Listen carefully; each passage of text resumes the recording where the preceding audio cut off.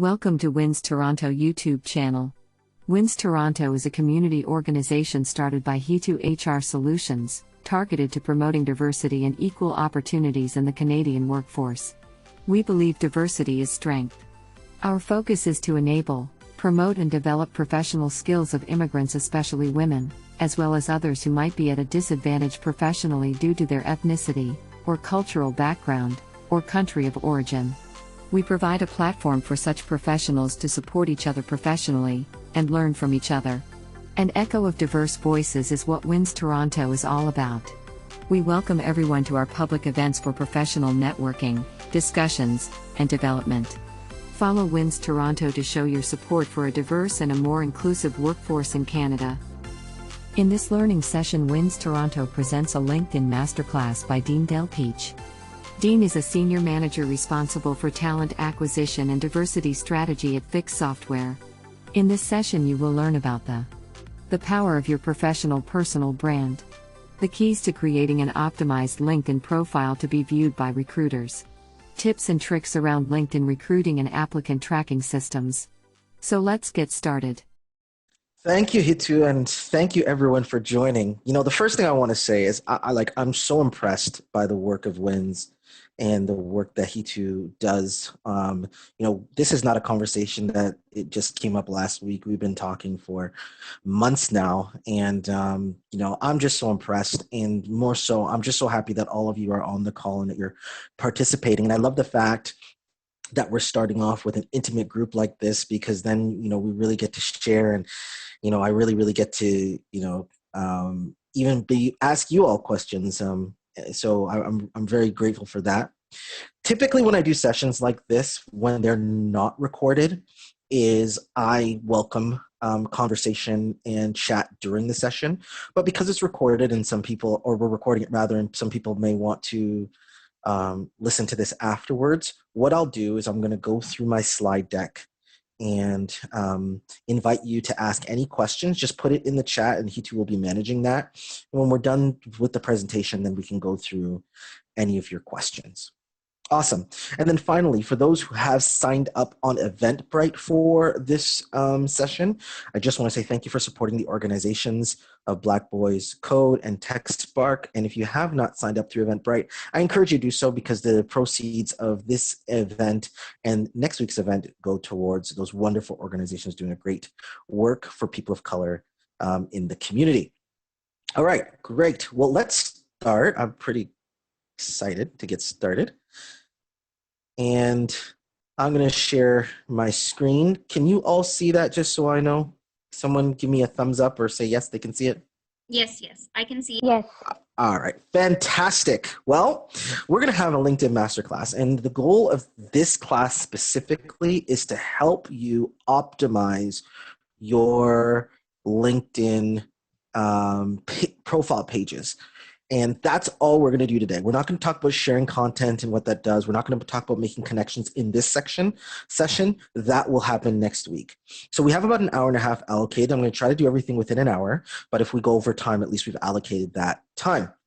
The second thing I will make mention of is I do not work for LinkedIn, nor am I affiliated with LinkedIn at all. And this class comes from the perspective of me as a recruiter, sharing this information.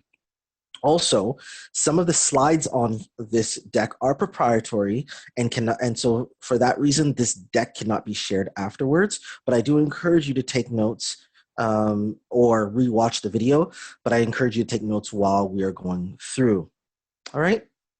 So let's start with, first of all, just talking a little bit about the company I work for. So as Hitu mentioned, I'm the Senior Manager of Talent Acquisition for Fix Software. Half of my role deals with recruitment and managing our recruitment team. And then the other half of my role, I'm accountable for our diversity, inclusion, belonging, and equity strategy. And our company, what we do is we're a software development company, a medium-sized company in Toronto, and we build software for the maintenance and asset management industry to help them manage their capital assets better through software. All right. So for today, This is going to be our agenda. Number one, we're going to look at our professional brand. Number two, we're going to look at optimizing your LinkedIn profile.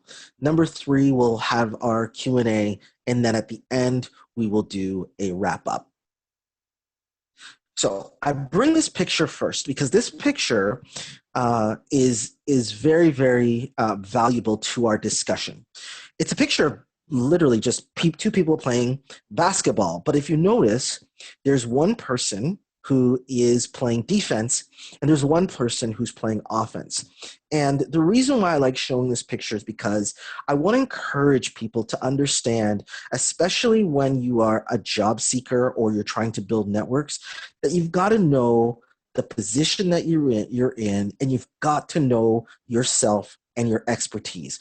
It's extremely important to know that, so that when you are and I'll use the term marketing your professional self, that you do it with accuracy and clarity to whoever your audience is going to be. Now, I want to start with this slide here, which is the research behind what we're really talking about. And this is what's called the intelligent career theory. You can feel free and look it up. But what this really talks about, it starts at the top talking about knowing why. And what it does is it looks at workers, but in particular, we're looking at workers who may even come from foreign countries, let's say, to Canada as immigrants. And knowing why deals with the motivation for migration, like why you're leaving your current country to go to another. And then it looks at the motivation to integrate and understanding the labor market. So it's understanding your personal motivation. Then it moves into knowing how. And knowing how, without going through each point, really more so looks like at how your professional experience can be used in the market. So your credentials, your education, plus your work experience, and how you can take that and use it in the market. And then the last section talks about knowing whom. So first you know your motivation, then you know your expertise, and then we go to knowing whom, which talks more so about building what I call your relationship economy or your social capital. So building networks around your expertise in order for you to land to really move forward as an expert in your career. And so I want to talk about that because there's actual research based on what we're discussing, and that is how the career intelligent theory works. Now let's talk about the power of your professional brand. And I'll just quickly read. It says personal branding is the practice of marketing people and their careers as brands, and it is an ongoing process of developing and maintaining a reputation and impression of an individual, group, or organization. So here's what we're going to do, and I know we're recording, but I still want to do this. Everybody take your microphones off, please. Yep, take your microphones off. And I'm going to ask you a question. Okay?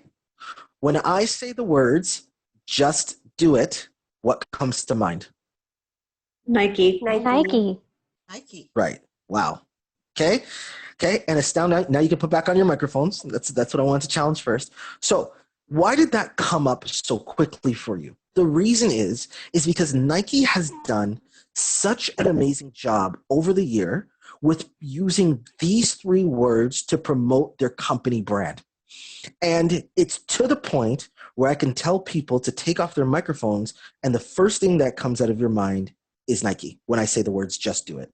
If I was to show you a picture of the check mark that Nike uses, you will probably relate that back to Nike. And it's because now it's been such an association of those three words and that check mark that you know Nike's corporate brand. And so what we're really trying to hone down on is you creating, building, developing your personal and professional brand.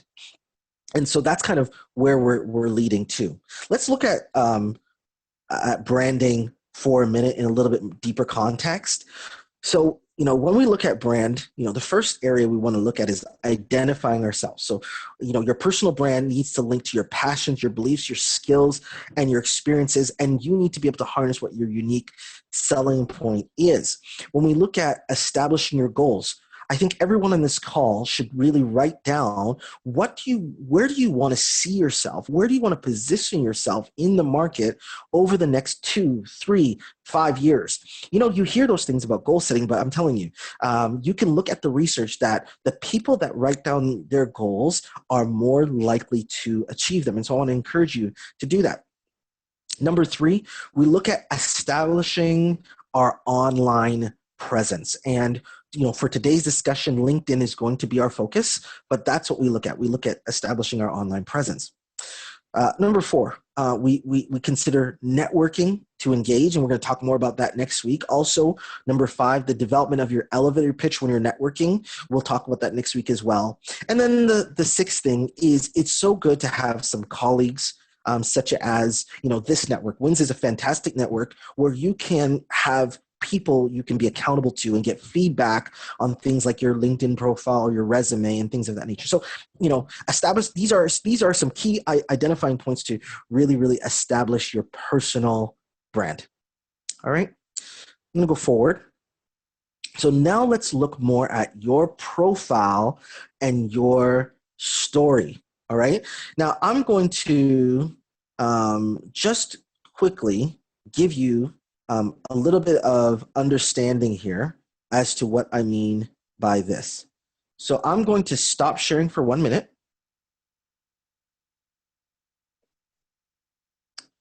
And I'm going to bring up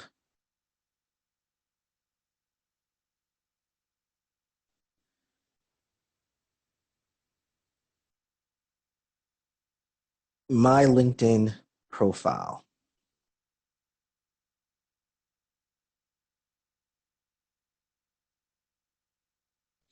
All right, can you see my profile, everyone? Okay. Yes?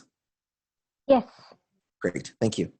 All right, so this is my LinkedIn profile, and I don't necessarily want to show you my actual profile. What I want to show you is what I call the back end of LinkedIn, which many of you do not have access to, okay? And this here is what we call the back end of LinkedIn.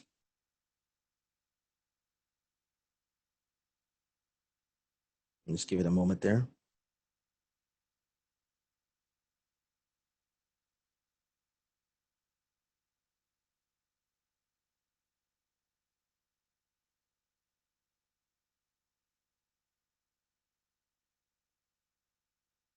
It wants to freeze on me today. Let's try that again. Called the back. This is what we call the back end of LinkedIn. And this is the recruiter view that I have where I can find many people's resumes. And when I say many, I really mean all 65 million people on LinkedIn. So for example, if I put Hitu's name, there you go. She comes up, right? As human resources consultant. Wonderful picture, looks great, right? Now let's. We cannot. Yep. Sorry, we cannot. I cannot see the screen. So this is the back end of LinkedIn, and this is the view that recruiters have. And so, for example, as I have Hitu's profile up, it's very easy for me just to type in Hitu's name, and I can search, and here we are. I can easily find her. But typically, when recruiters are searching for candidates, they're not really typing in people's names. So they're not saying, here's all the Johns in the world, right? What they typically do is they typically will type a position. So let's say they type in the word software developer. Okay. And here it kind of gives me, these little bracket things here. What it's really doing is allows me to look at all the different types of job titles that might fall under software engineer, which might include software developer. But if you notice a couple of key things here, is if you see here, it tells you how many results came up when I just looked up the word software developer. Now, I don't have time, and no one has time to go through 7.5 million plus resumes. So what we typically do is we will try to narrow down our search. Okay. And so let's say, for example, I click on that. That gives me a bunch of different titles for software engineer, right? And I'll just click off this as a keyword. Okay, I'm now at 8.9 million results. Okay, because it's now incorporated not just software developer, but engineer and all these different other titles. So what I would normally do is I will search within the location I want to search for. So this is all important information. You'll see why in a bit. But now you know that my results have gone to 59,000, right? So then I might look for skills. So for example, I'm going to look for someone who possesses Java. All right? Gives me a list of different Java skills. And now what's happening, okay, is we are continuing to go down and narrow down results. And I can put other things like their school, the year they're graduated, and I can put other keywords that might match that person that I'm looking for. And so the point of why these discussions are important is because LinkedIn has an algorithm. And the algorithm is based on machine learning. And what it does is it targets people's profiles that have maximized, and this is really important, maximized what they need to do in order to get their profile to show up closer to the top. And that is the discussion that we're going to have today. Because you got to think about it. You're competing against another 29,000 people. So the question that we have to ask is, how do we get your profile in front of the most amount of recruiters as possible when you're targeting your job search? And what we're really looking at is how we optimize our LinkedIn profiles. So I am going to pull back up my PowerPoint here.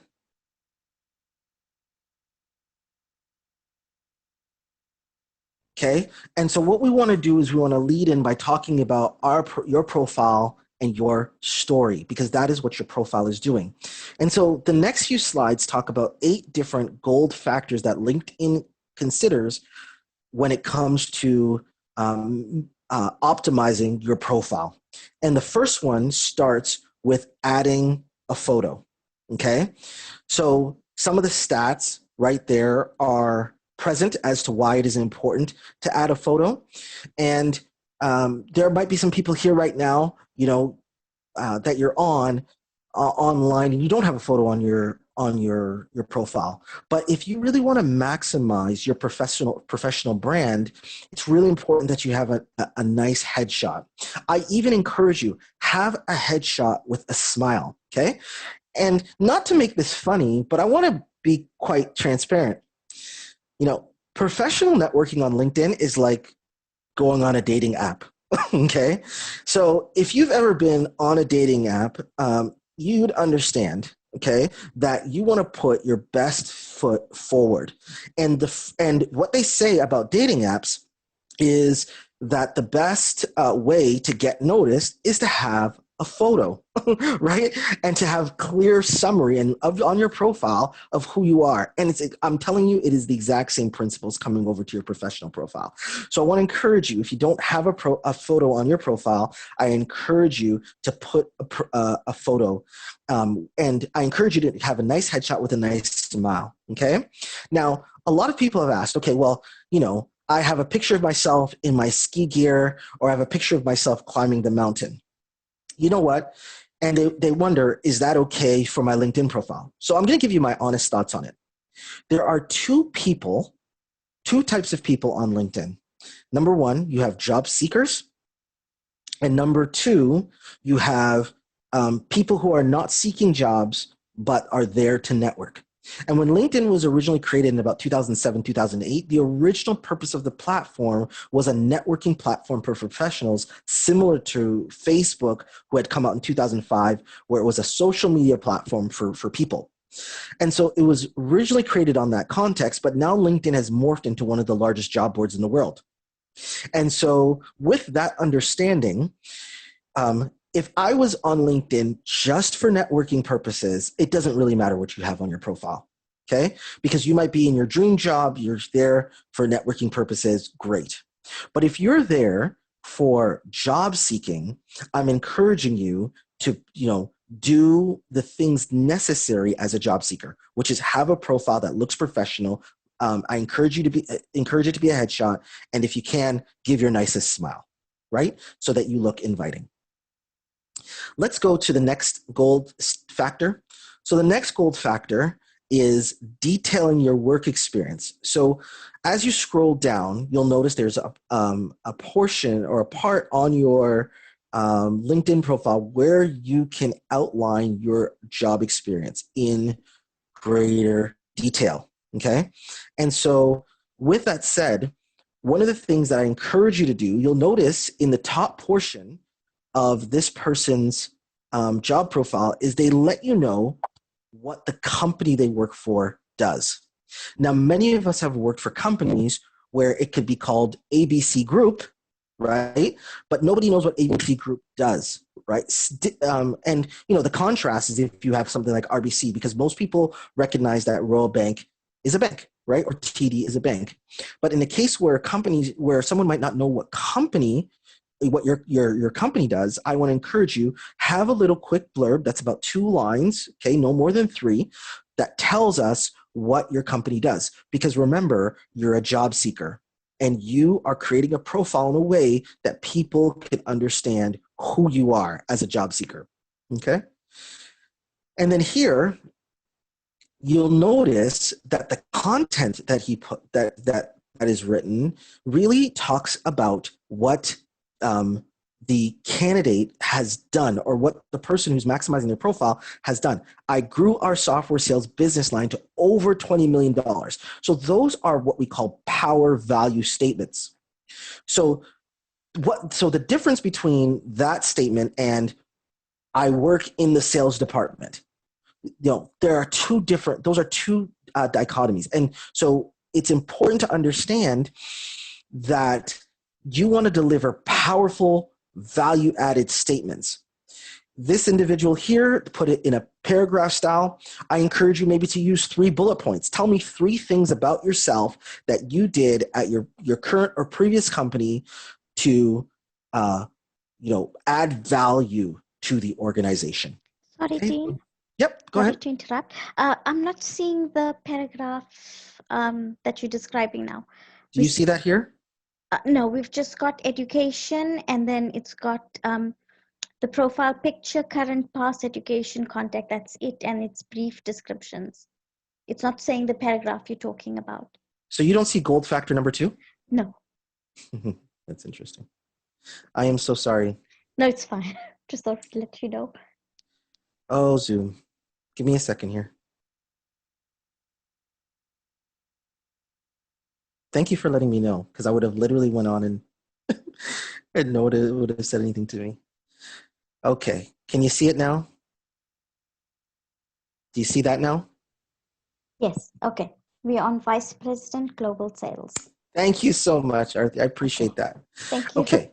Yeah, 100%. So this was the paragraph that I was talking about that outlined the person's current workplace. And this is the paragraph that outlines the detailed experience. Okay. And my suggestion to you is a paragraph is fine, but you can also do it in bullet points. So the question is why do you want to detail your work experience and outline these value-added statements? I'm going to tell you why. Because me as a recruiter, I don't have a lot of time when I'm going through and looking through someone's profile. So I've got somewhere between 20 to 30 seconds. So I just want to see quick highlights of what the person has done, right? So immediately when I see that he's grown software sales over 20 million, and I know I'm looking for someone who's grown software sales by at least 10 million, I'm like interested right away.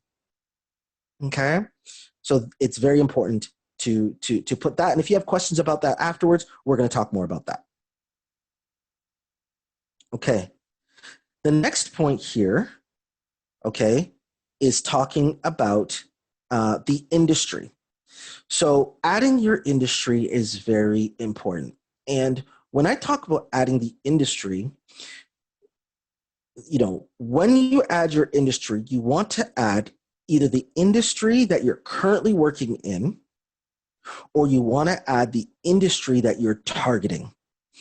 So for an example, let's say you are currently in financial services, but you believe your skills are applicable to the insurance industry and you want to get into the insurance industry. Okay, that's what you're targeting. You want your next job to be in the insurance industry.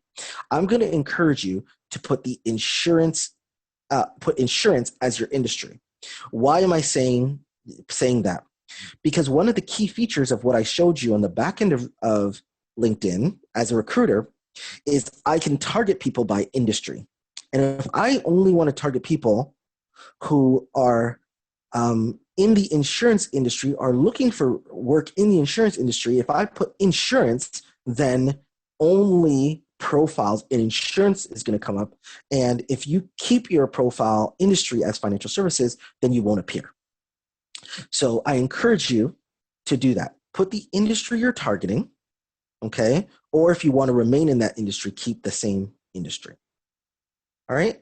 Notice here on the side, members with industry information receive up to 9 times more profile views. And you can read that because remember, the key is as a job seeker, you want to appeal to a recruiter. Let's continue. Next, the next thing is adding skills and getting endorsed. And what I'm going to do is when I'm done the presentation, I'll actually open up a LinkedIn profile so that when we're having our Q&A and you have questions, we can look at specifically someone's LinkedIn profile. But adding skills and endorsements are very, very, very important. And I'm going to explain why.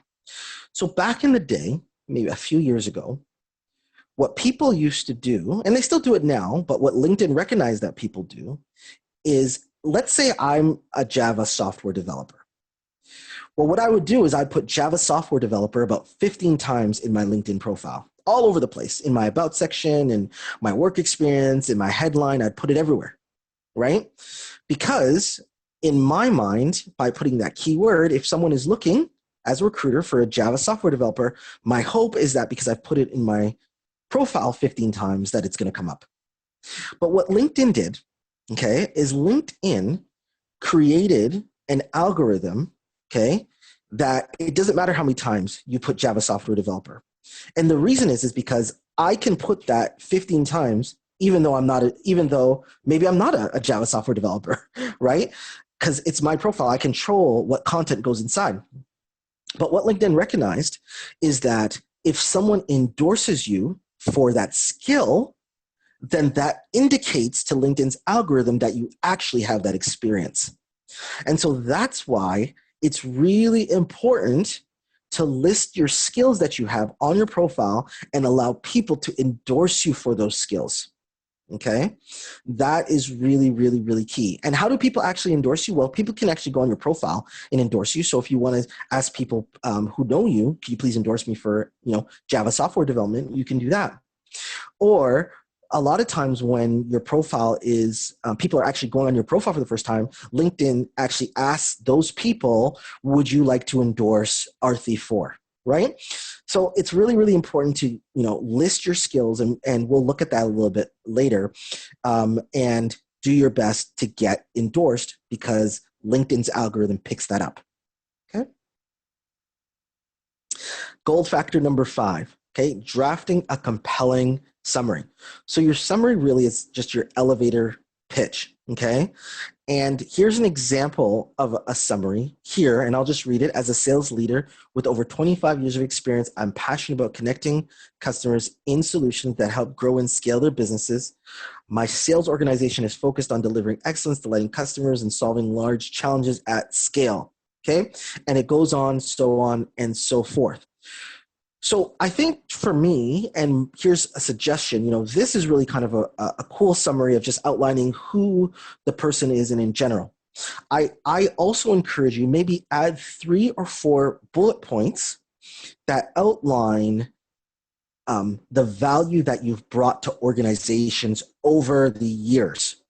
So not necessarily your last organization, but value that you've brought over the years. So again, if you're a salesperson in this situation, you can say something like, I have created revenues of over $100 million through the sales teams that I've worked with.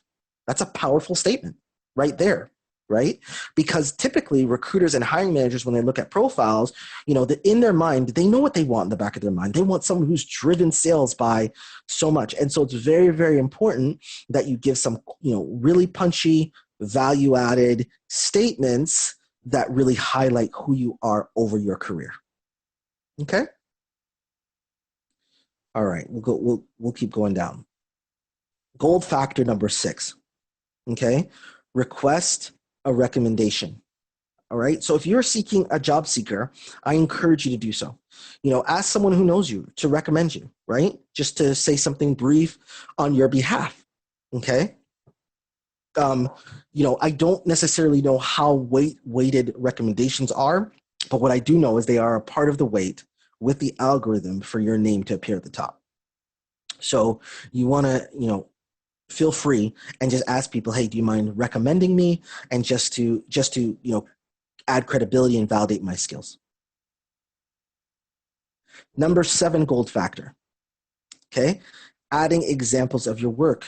Now, in a lot of cases, this might not be applicable to some people, but in some cases, for example, may be applicable is if you are in a creative position. So if you are a graphic designer, or if you're in media, or if you design websites, a lot of times people like recruiters are always asking for your portfolio, right? So with jobs like that, they want not just your resume, but they want your portfolio. If you're into content writing, maybe add content on your profile that shows your writing ability, right? Because typically that's what people want. So it's an encouragement to do that, and LinkedIn gives a way of adding examples of your work in a dynamic looking fashion. Number 8, adding volunteer experience. Okay, so a lot of times on resumes, people shy away from adding volunteer experiences because they think it's not professional and that they might not want to do that. But I'm telling you this, that more so today, employers are looking at what people are doing outside of work. And I encourage you that if you do volunteer, to add any volunteer experience that you might have. Now, maybe you have like 10 volunteer experiences. Maybe add the most relevant and the most recent. But if, for example, maybe about 5 or 6 or 7 years ago, you sat on like a board of directors for an organization or something to that extent, even though it was 6 years ago, that's very relevant to your professional work. And I encourage you to add that type of volunteer experience as well. Okay, so as I mentioned, people are starting to employers are starting to really look at volunteer experience, and I think it's something that you can definitely add. All right, so let's not forget about your location, your education, publications, and accomplishments. Let's start with location and why location is important. Now, a lot of people on their profile don't realize that there's a section on your profile where you can add what city you're in, right? Now you can add that you're in the Toronto area and whatnot, but there's a part that some people don't really recognize, and that is your postal code. And a lot of times people will indicate that they're in Toronto, but their postal code is outside of the Toronto area. Now, what I've seen, and I don't know if LinkedIn has changed this yet, but what I've seen is sometimes when looking up people's profiles, you could put every single, you can put every indicator about that person's profile on the search strings in my professional recruiter backend license. But what you'll notice though is their profile still won't come up. And some of the reason for that is because their postal code is indicating that they're in another city outside of Toronto. And so my encouragement to you is list the postal code where you are seeking a job. So if you're seeking a job in Toronto, use a Toronto-based postal code. If you're seeking a job in Kitchener-Waterloo, use a Kitchener-based postal code. If you're seeking a job in Barrie. Use a Barrie based postal code. Okay. So I think that's really, really important to do. All right. Education. Okay. List your educational pursuits, the things that you have done. I encourage you to do that. And if you'd like, maybe list one or two of the relevant courses that you've taken to in regards to your professional personal brand, where you're going. If you have any publications, you want to list that. And also any accomplishments, you want to list that, as they all do play a part in the algorithm that LinkedIn has created. All right, fantastic. Okay, future content, interview prep, and videos. I will talk a little bit more about that when we do go through Q&A, because it's just easier to show. But there are spaces that you can put future content on your profile. There's a section in the job section of LinkedIn where you can actually do an interview prep, where you can look at questions that employers are asking people, and you could even video record yourself and send that video to other people that you know to watch yourself interview. And you can also add videos to your profile as well. Thank you for joining us for this learning session. Join us again on July 3, 2020 for part 2 of the LinkedIn Masterclass by Dean. To register, click on the Eventbrite link in the introduction on WINS Toronto's YouTube channel or visit our website. Remember to subscribe and like this video. See you next time. Please follow us on LinkedIn and YouTube. This way you can show your support towards creating a more inclusive workforce and promoting equity for people who might have experienced disadvantage professionally due to their ethnicity, or cultural background, or country of origin in Canada. To become a WINS Toronto member, or to sponsor, or donate for our events, please leave a comment below or contact Hitu.